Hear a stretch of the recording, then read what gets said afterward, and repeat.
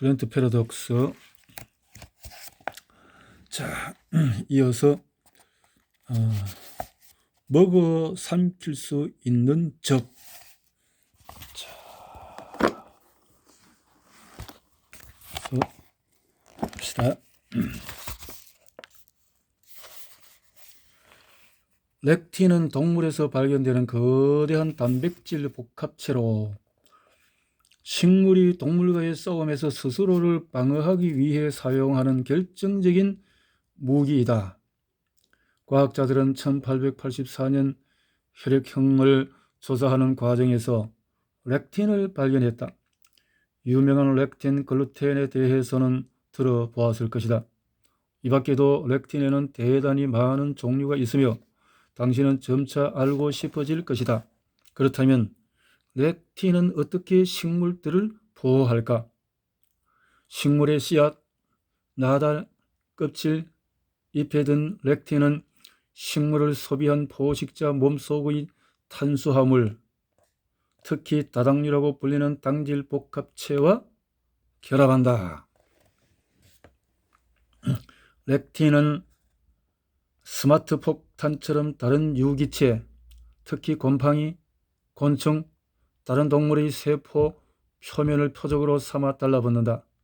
그들은 씨알산, 즉 모든 생물의 혈관 표층 세포를 포함해 장, 대뇌, 신경말단 사이, 관절, 체액에서 발견되는 당분자와도 결합한다. 렉틴은 이런 구속 프로세스 때문에 끈적한 단백질이라고 불린다. 이는 세포들 사이의 메시지 전달을 방해하거나 독성이나 염증성 반응을 유발한다. 예를 들어 렉틴이 씨알산과 결합되면 신경은 다른 신경의 정보를 전달할 수 없다. 브레인 포그를 경험한 적이 있다면 범인은 렉틴이다. 렉틴은 바이러스와 박테리아가 그들이 의도하는 표적에 달라붙고 결합하기 쉽게 만드는 역할도 한다. 렉틴에 보다 민감한 사람들은 다른 사람들보다도 바이러스와 박테리아 감염에 취약하다. 당신이 친구들에 비해 더 자주 아픈 것 같지는 않은지 생각해보라. 렉틴은 건강상의 문제를 일으킬 가능성 외에도 체중 증가를 자극한다. 북반구에서 미리 주식으로 선택된 이유는 WGA, 소맥배아 응집소라는 밀의 체중 증가에 책임이 있는 밀 속 유난히 작은 렉틴 때문이다. 밀은 음식이 부족했던 고대에 당신의 조상들이 체중을 늘리고 유지하는 데 도움을 주었다. 당신은 밀로 인해 나온 배, 소위 밀가루 똥배를 가진 것이 자랑스러운 일이었다. 고대 형태의 밀에 든 WGA는 현대의 밀에도 함유되어 있다. 그래서 이것이 함유된 식품을 먹으면 체중이 늘어나는 것이다. 렉틴은 감히 자신을 먹은 동물을 죽여버리거나 최소한 그 동물의 몸이 불편해지게 만든다. 그런 식물과의 첫 만남에서 살아남은 곤충과 다른 동물들은 몸을 불편하게 하거나 튼튼하게 자라지 못하게 만드는 모든 식물 혹은 그 씨앗을 먹지 않아야 한다는 사실을 재빨리 익힌다.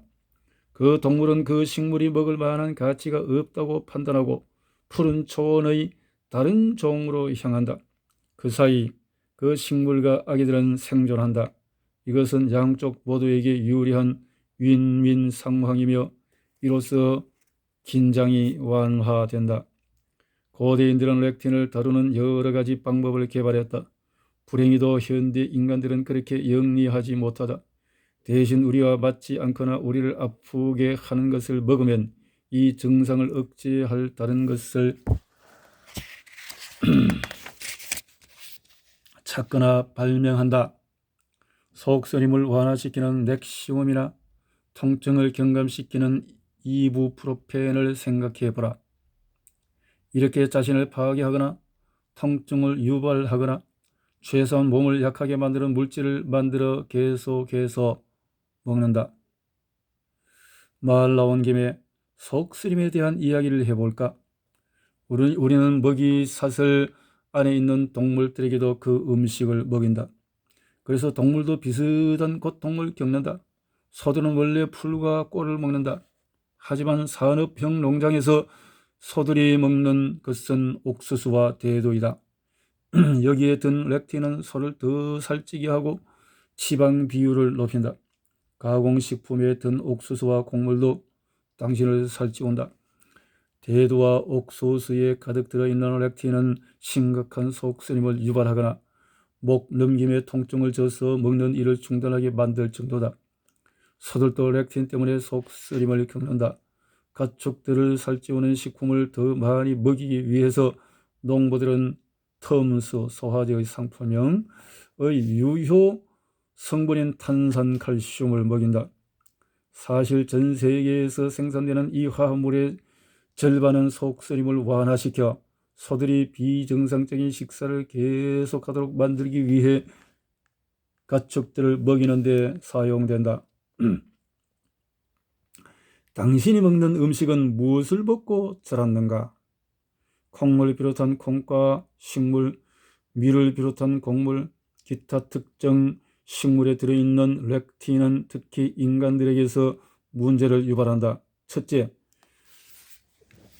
우리 종이 이러한 물질의 면역학적 내성을 개발할 만큼 혹은 인간의 장내 미생물들이 이러한 단백질을 분해할 만한 능력을 얻을 만큼 충분한 시간이 흐르지 못했다.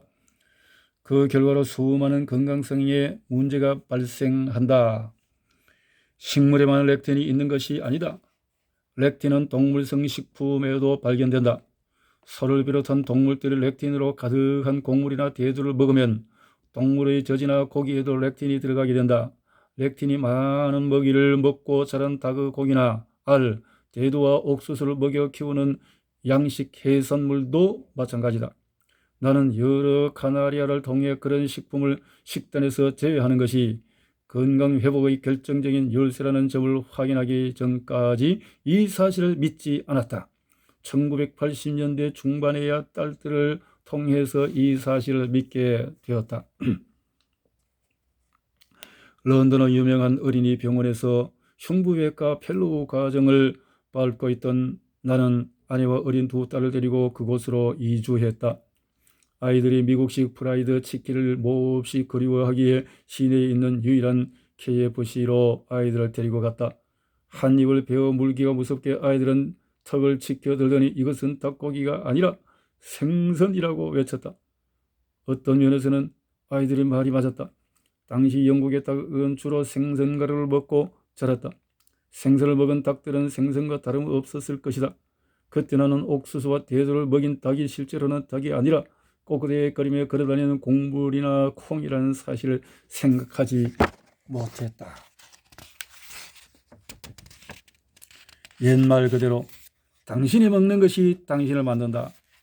하지만 당신이 먹는 것이 먹었던 것 역시 당신을 만든다. 유기적으로 키우고 목초를 먹인 놓아 기른 것을 말하는 것이 아니다. 동물성 식품을 소비하면 식물 속에 든 영양분과 토양에서 얻은 영양분이 당신의 몸의 일부가 되고 당신이 가진 세포 하나하나에 편입된다. 당신이 먹는 음식이 어떻게 자라고 키워졌는지를 아는 것은 당신의 건강에 직접적인 영향을 미친다. 전형적인 방식으로 재배한 채소와 과일보다 유기 재배한 농산물에 더 많은 비타민과 미네랄이 함유되어 있다는 것은 증명된 사실이다. 하지만 더 중요한 것은 유기 재배 농산물에 더 많은 폴리페놀이 들어있다는 점이다. 이 유익한 식물 화학물질은 차, 커피, 과일, 베리류와 일부 채소에서 발견된다. 목초로 키운 동물성 식물에도 적용된다. 하지만 당신이 먹은 것 혹은 당신이 먹는 것이 먹었던 것이 당신을 만든다는 이야기가 암시하는 바는 여기서 끝나지 않는다. 전형적인 방식으로 자란 동물에게 먹인 곡물과 대두 속 렉틴은 결국 이 동물의 고기, 우유, 알뿐만 아니라 당신의 장기에 들어가서 피해를 입힌다. 유기적으로 키웠거나 소위 개방사육한 동물에도 렉틴이 들어있다. 대두와 옥수수를 먹이기 때문이다. 여름에는 밖에서 풀을 뜯고 겨울에는 건초를 먹은 소로 만든 버거와 렉틴 함량이 높은 옥수수와 대두를 먹고 우리에서 자란 동물로 만든 버거에는 큰 차이가 있다. 우선 오메가3와 오메가6 지방산의 비율의 차이가 있다. 일반적으로 오메가6 지방산은 염증을 유발하며 오메가3 지방산은 염증을 막는다. 옥수수와 대두에는 주로 오메가6 지방산이 함유되어 있는 반면에 목초에는 오메가3 지방산이 많다. 여기서 그치지 않는다. 대두와 곡물들은 목초에서 얻은 동가의 열량보다 소를 훨씬 더 살찌게 만든다. 이는 열량원이 당신이 열량을 대사하는 방식에서 중요한 역할을 한다는 의미다. 그리고 이제는 거의 모든 대두와 옥수수가 유전적으로 변형된 씨앗에서 생산된다는 점은 문제를 더 복잡하게 만든다. 인간이 구축한 4개의 방어선. 식물과 동물의 전쟁에서 인간은 어떤 위치에 있을까? 렉틴이 우리 몸에 가하는 피해에 두 손 놓고 당하고만 있을까? 그렇지 않다. 렉틴은 독성이 있고 염증을 유발하며 몸의 소통체계를 망치는 능력을 가지고 있지만 인간을 비롯한 모든 동물은 렉틴을 무력화시키거나 최소한 그들의 영향을 완화시키는 자신만의 방어체계를 가지고 있다. 4가지 방어 기제가 식물의 독성, 특히 렉틴의 독성으로부터 우리를 보호한다. 제1방어선은 코 속 점액과 입안의 침이다. 이들을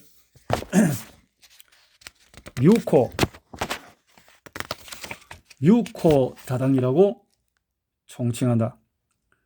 이들 당은 렉틴을 가두기 위한 것이다. 기억하라. 렉틴은 당과 결합하는 성질이 있다. 매운 음식을 먹고 콧물이 흐르면 방금 렉틴을 먹었다고 생각하면 된다. 과량의 점액은 렉틴을 가둘 뿐 아니라 음식이 내려갈 때 식도를 추가적으로 코팅하는 일을 한다. 제2방어선은 위산이다. 위산은 특정한 렉틴을 소화시키는 역할을 한다. 제3방어선은 당신의 입과 장기에 있는 박테리아다. 이들은 렉틴이 장기의 벽과 상호작용할 기회를 갖기 전에 렉틴을 효과적으로 소비하도록 진화했다. 특정한 식물 렉틴을 오래 먹을수록 그 위험성을 약화시키는 장내 박테리아를 오래전부터 생산해왔다고 볼 수 있다. 식단에서 글루텐을 모두 제거하면 글루텐을 먹는 미생물들이 죽는 이유도 여기에 있다. 이후에 다시 렉틴을 먹거나 글루텐이 함유된 것을 먹으면 소화시키지 못해서 불편함을 느낀다. 제4방어선은 장에 분포한 특정 세포가 만드는 점액층이다. 코, 입, 목은 물론 항문에 있는 점액과 마찬가지로 이러한 장내 점액층은 장벽 역할을 한다. 점액의 당을 이용해서 렉틴을 가두고 흡수하는 것이다. 스타워즈나 스타트rek의 팬이라면 점액층을 에너지 실드가 활성화된 것쯤으로 생각하면 되겠다.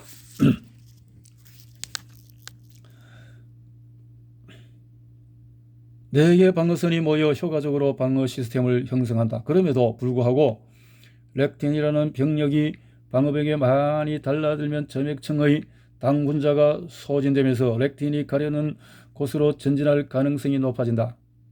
장내에 막을 형성하고 있는 살아있는 세포를 향해서 말이다. 물론 당신에게는 렉틴과의 전투에서 사용할 수 있는 또 다른 강력한 무기가 있다. 대뇌이다.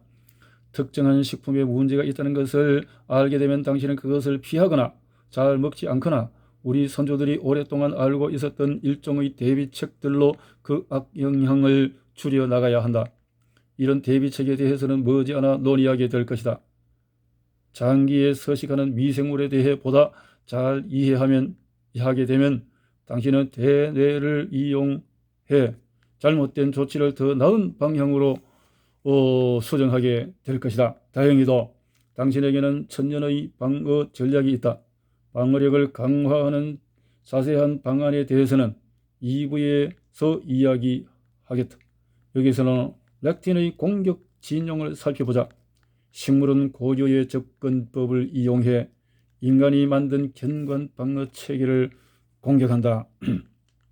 렉틴의 공격 전략 1장 내벽 통과. 렉틴의 첫 번째 임무는 장관 내부를 감싼 점액질 벽 속 세포 사이에 있는 치밀 이음부에 파고들어 이들을 분리하는 것이다. 창자 내막의 두께는 세포 하나에 불과하다. 표면적은 테니스 코트의 크기와 맞먹지만 말이다. 세포 하나의 두께에 불과한 벽이 이 엄청난 일을 담당하는 것을 상상해보라. 장세포들은 비타민, 미네랄, 지방, 당, 단순 단백질을 흡수한다. 하지만 거대한 단백질은 흡수하지 못한다. 그리고 렉틴은 비교적 크기가 큰 단백질 복합체이다. 당신의 장이 건강하고 장에 있는 점액층의 상태가 좋다면 렉틴은 점막세포들을 통과하지 못한다. 당신이 운동장에서 레드로버 두 팀이 마주보고 선체 번갈아가며 상대팀 사람을 지명하면 지명된 사람이 손을 잡고 서 있는 상대방의 열을 돌파하려고 한다. 이에 실패하면 상대팀의 일원이 되는 그런 게임이다. 이 게임을 하다가 덩치 큰 친구가 상대편 라인을 돌파하는 것을 떠올리면 되겠다. 렉틴은 바로 그렇게 점액질 벽을 공격한다. 앞서 언급한 4개 방어선 중에 하나 이상 파괴되면 렉틴은 특정 세포의 수용체와 결합해서 조눌린이라는 화합물을 생산함으로써 장내벽 속의 치밀 이음부를 해체할 수 있다. 조눌린은 장내벽 세포들 사이의 공간을 확장시켜 렉틴이 주변 조직이나 림프절, 분비선, 혈류에 접근할 수 있게 해준다. 그들이 존재해서는 안 되는 곳에 말이다. 일단 그곳에 이르면 렉틴은 이질적인 단백질처럼 행동하면서 당신 몸의 면역 체계가 그들을 공격하도록 한다. 피부에 가시가 박혔을 때를 생각해 보라. 몸에서는 백혈구가 가시를 공격해 피부가 붓고 빨개지는 반응이 일어난다. 물론 당신은 렉틴이 당신 몸의 출입 금지 구역에 접근했을 때 어떤 반응이 일어나는지 볼 수 없다. 하지만 렉틴의 침입에 당신의 면역 체계는 가시가 박혔을 때와 비슷한 반응을 보인다. 면역 체계의 위협이 시작된다고 알리는 역할을 하는 염증성 사이토카인이 있다. 이 사이토카인을 측정할 때면 나는 늘 이런 반응을 보게 된다. 렉틴의 첫 번째 공격까지 오늘 정리를 해 보았습니다.